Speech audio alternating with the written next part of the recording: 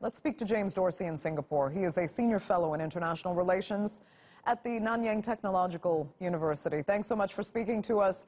First, what do you make of this latest U.S. accusation of China actually meddling in U.S. midterm elections? Is it legitimate, or is that just really a step too far?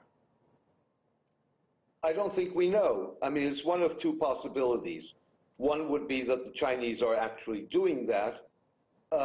And of course, the Chinese have broken rules in the past, so there would be some reason to believe that it may be possible. The other possibility is simply that Trump is using this as a negotiating tactic and throwing a monkey wrench into things, like he often does in terms of trying to create leverage, and believes that that is a successful tactic.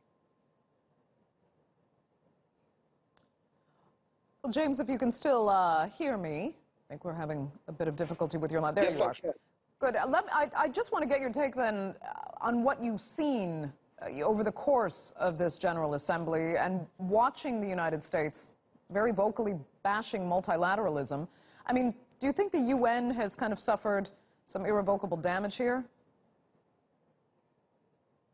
Well, what I think is that Trump has very clearly laid out what his philosophy is and how he intends to go about it.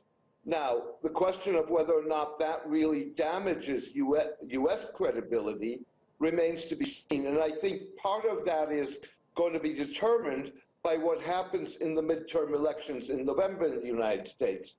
So, with other words, if Trump loses the midterm election, then I think there'll be many people who will feel, let's just sit this out to the next presidential election, because the chances are that Trump will lose. In terms of the United Nations, I think that it could cost the United Nations in financial terms.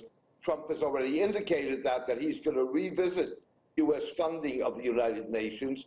But on the other hand, you have an almost universal opposition to the way that he wants to approach things. And that works, of course, in the United Nations' benefit. Okay. James Dorsey, we will leave it there. Thank you so much for that from Singapore.